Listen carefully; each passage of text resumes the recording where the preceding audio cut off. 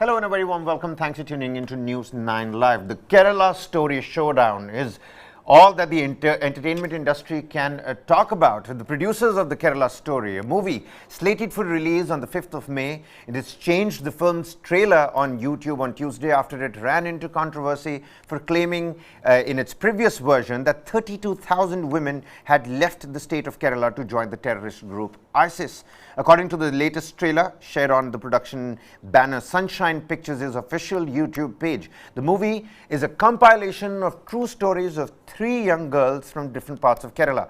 Thousands of innocent women have been systemically converted, radicalized, and their lives destroyed, is what this particular entire description on the production channel's particular page on YouTube reads. Now, the State Intelligence Department in Tamil Nadu has said, and these are reports, that the release of the film, The Kerala Story, could result in law and order disturbances in the state. Now, the film has already created a row in neighboring Kerala. The High Court in Kerala has asked for the centre's response on the movie, as petitions have been filed against the screening of the movie. Joining me in the studio to expand this particular discussion is Varghese Abraham. Varghese, from Kerala to the centre to the neighbouring state of Tamil Nadu. The Kerala Story is not about Kerala all alone, it seems right now. You've got Pinarayi Vijayan coming into the fray. You've got the Congress leader Shashi Tharoor coming out and saying, I'm ready to give 1 crore rupees to anybody who's willing to come out and will give proof that 32,000 women have been radicalized, converted, and then later shipped off to the terrorist group ISIS. So politically, lot at play. The film and the producers have had to take a back step. They've changed the particular trailer, the synopsis of the movie on various production channels and their particular page on YouTube as well. And the Kerala High Court has been moved. Today the Jamiat Ulema-e-Hind, they've moved the Supreme Court seeking a stay on the movie. What all's happening? Can you give the viewers a little bit of a roundup here? Well, the moment the first teaser had come out, there was someone who had challenged the numbers, as you rightly pointed out, 32,000. That was when the first teaser was there, where the character comes out and she speaks saying that there are 32,000 girls like her who have been converted, and most of them have been killed, is what the first teaser was. Then as the release date came and you have this trailer that's come out, there are instances in which there is a direct reference to the Islamic community and the probability of that conversion taking place. The issue is not revolving around that. The issue is about how did they try to project the story of 3 women as 32,000. Now, there are 3 women who did join this thing. That is something that cannot be hidden, because it is a stated fact that there were 3 women from Kerala who had joined the ISIS, and they were mostly in Islamic State, Khorasan, the Afghanistan area. How did that happen? How did they get converted and join? This is an issue that is separate in itself. But then ballooning it to this 32,000 number is something that a lot of the people in Kerala have decided, especially from the left liberal section, have decided to challenge. Now, they have asked as to what was the currency for this, and that it will create communal disturbances, saying that there is an agenda. Now, what a lot of people in the state have been saying is that the issue about love jihad had been raised many times, and the courts have said that it doesn't exist. Then why is it being harped again and again? So comes the argument on the part of the left front, saying that this is a propaganda movie. This is being pushed as a propaganda movie. And since the numbers and statistics are being projected in such a way to say that the state of Kerala is a state at siege. Interestingly enough, the neighbouring state in Karnataka, Amit Shah, while in the campaign, said that he had said that he didn't mention Kerala. He said the neighbouring state is Kerala, alluding to the possibility of some kind of antisocial elements coming into Mangaluru area. So that also had raised the temperature. So the left front has been saying that this is a campaign deliberately done for it. Now, of course, the reaction to it has been that they have approached the courts. Earlier it was the High Court of Kerala, but now it looks like an organization has approached the Supreme Court as well. So it looks like now this is going to be battled in the courts, and now there is a question of freedom of expression. What is the kind of information that is there, or the kind of portrayal that is there?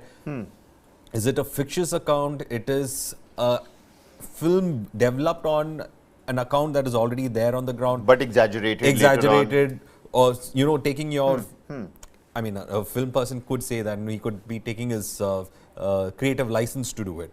Right. But with something that is involved with so much, with some kind of reality, that's a big question mark again. But again, I think the courts will be struggling to, or rather would be looking at that issue of how much of creative expression, how much of politicking can be done, and can it something seems like be at this stopped? point in time, the Kerala High Court has sought a response from the centre saying, look, we need you to take action first because we're being piled up with these pleas here So in what the is your Kerala High response Court. on that? Can So that how be do we released go about this essentially? And already on the social media, people have been talking about this communal divide already, that you've got a Muslim-centric story here in the shape of Kerala story. You had the Kashmir files earlier on, and creative licenses of directors, that's completely a different debate. But in terms of who's challenged what are major stakeholders demanding at this point in time? Let's quickly take a look at some reactions from various political stakeholders. What all is involved here? You've got the BJP, you've got the Congress, of course, you have Pinarayi Vijayan and the left government of the state over there as well. And of course, the Muslim League also has its own sway in this particular region. Let's not forget the Jamiat-e-Ulema-e-Hind has moved the Supreme Court also seeking a stay on the movie. The word of the various stakeholders first, then we'll continue. ജനങ്ങളുടെ മധ്യത്തിൽ കൊണ്ടുവന്ന് അതിന്റെ പൊള്ളത്തരം തുറന്നു കാണിക്കുക എന്നുള്ള youth ലീഗിന്റെ ഉദ്ദേശം അത് ഞങ്ങളിപ്പോൾ ഭാഗികമായി വിജയിച്ചു എന്നാണ് ഞങ്ങൾക്ക് മനസ്സിലാക്കാൻ കഴിയുന്നത്. കാരണം ഇപ്പോൾ തന്നെ നേരത്തെ ആ സിനിമയുടെ ട്രെയിലറിൽ അവർ അവകാശപ്പെട്ടത് 32,000 കേരളത്തിലെ പെൺകുട്ടികളെ മതം മാറ്റിയതുമായി ബന്ധപ്പെട്ട സിനിമയാണ് എന്നായിരുന്നു. അതിലെ സിനിമയിലെ പ്രധാനപ്പെട്ട നായിക ട്വീറ്റ് ചെയ്തത് അങ്ങനെയാണ്. ആ സിനിമയുടെ യൂട്യൂബിന്റെ ട്രെയിലർ റിലീസ് ചെയ്തപ്പോൾ അതിനകത്ത് കൊടുത്തത് അങ്ങനെയാണ്. പക്ഷെ ഇപ്പോ അവർ തന്നെ ആ ഡിസ്ക്രിപ്ഷൻ തിരുത്തി കേരളത്തിലെ 3 പെൺകുട്ടികളുടെ കഥയാണ് എന്ന് മാറ്റിയിരിക്കുന്നു. We demand the Kerala story cinema should be banned because the producer and that cinema director, their intention, they are claiming that they are creative. They are justifying this in the name of creative freedom. But the creative freedom does not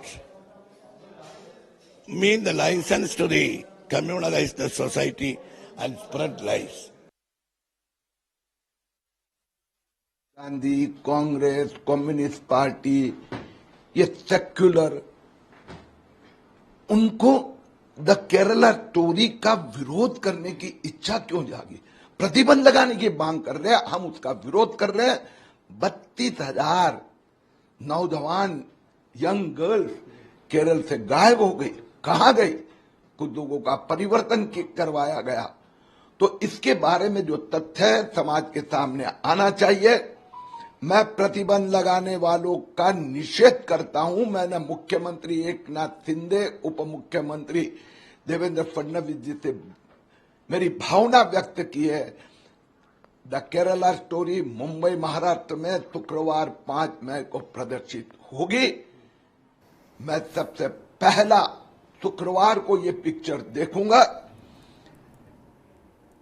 Well, so Varghese, we've already seen how the wrestlers' protest is being politicized. We politicize pretty much everything in this country. So, I mean, how can we let go of this particular movie as well? But take a look at how these political parties are now, posturing themselves, making sure that they go out against each other, calling the other government out. You've got the BJP calling out the left government in the state, saying that, you call yourself secular, but you've got a problem with this movie. The left government over there and, various left parties suggesting that you can't essentially, under the banner of creative license and creative freedom of the director, go on defaming 32,000 people at a stretch. So what really is the semantics of this particular controversy, this showdown, and where does this leave the politics of the state? Let's say somebody like Pinarayi Vijayan. See, Pinarayi Vijayan or the CPIM has made a lot of inroads, especially within the Muslim community, and the UDF has lost at the same time. Now, there are reasons for it. One is because of Pinarayi being seen as the bulwark against the BJP.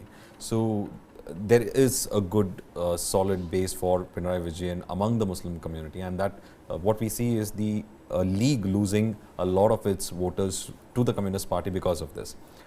Now, that is the politicking part of it, if you look at it. So, but one of the issues that we have to see over here is that the BJP has been trying to woo the enter. Christian and the Exactly. and the Muslim community had there. How been- does they this have help been that try- particular cause? I was just coming down to that. They have been trying to enter Kerala. They have been trying to, because Kerala has been between it's a bipolar system that we have over there, where, you know, it's either the LDF or the UDF, and this time the LDF did buck the trend, and that's why you have the second time also the LDF coming in. But it has been there. BJP has always been a marginal player. This time, Javadekar has been put in charge of Kerala. The Prime Minister himself has given a mission to the BJP saying that you have to have minimum of 5 parliamentary seats from Kerala, which has a 20 parliamentary seats. And Kerala represents the kind of game that all the 3 political parties have been trying to get through. What is the easiest way to polarize and try to get votes? Of course, we talk about religion. And this issue is something that has been highlighted by the BJP in Kerala as well, where they've been trying to create a Hindu-Christian consolidation within Kerala. And with the 18% of Christians and the 54% of the Hindus, if they are able to be blocked as one, because among them you have the Edavas who are more than 35% who are with the CPIM, who's the base of the CPIM. So they've been trying to get somewhere, they want to get credence or kind of legitimacy in Kerala, because they've not been able to breach the political fortress. Movies like The Kerala Story reflect about Kerala in terms of certain political ideologues, how they want to see it. Now, the issue about Islamization is something that has been raised by the churches in Kerala as well. They have in fact spoken about it. We did have the narcotics jihad, the infamous narcotic jihad statement coming in. So all these factors have been put forward.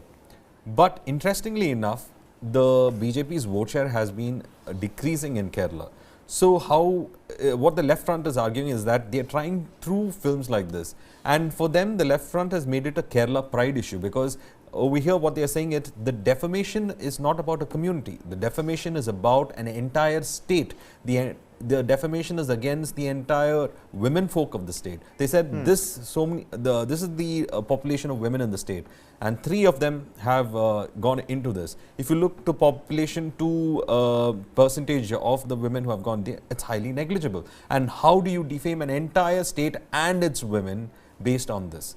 This is the narrative that the LDF is trying to push through. And probably they have been able to have some kind of success as well, because over them what they're projecting is the pride of the state. The pride of Kerala is what they are looking at. So again, the LDF is relying on regionalism. And they have relied on that regionalism, and also they've spoken about how the reformation that they were able to bring, or the kind of reforms that they brought, how it will be denigrated if a BJP comes in. This is what they've been, you know, trying to project. So both the parties have been in fact looking at historical roots, and Kerala Story just happens to come at the right point for them to have that kind of polarizing debate. Absolutely. Well, it seems like this is happening in the political realm. We'll have to wait and watch how these parties are going to continue to posture themselves. What does it mean for the Muslim League, the UDF, the LDF, the Congress and the BJP? Are they going to prioritize 2024 over, you know, their expansion of the Muslim community and the Christian community in Kerala? Well, we'll have to wait and find out. The producers of the movie, of course, already on the back foot, but it's going to be interesting to see how the courts now play at it, because like Varghese rightly pointed out, it's going to be interesting to see how they deal with the creative license, the creative freedom that the directors use here. The Kerala High Court already calling out for support from the apex court, saying, look, we need the center or the Supreme Court to come in here. We're being flooded with these batch of petitions. Then again, the Kerala Story is a showdown which we're going to continue to track. All the latest developments you can catch on News9 Live. We're going to shift into a quick commercial break here.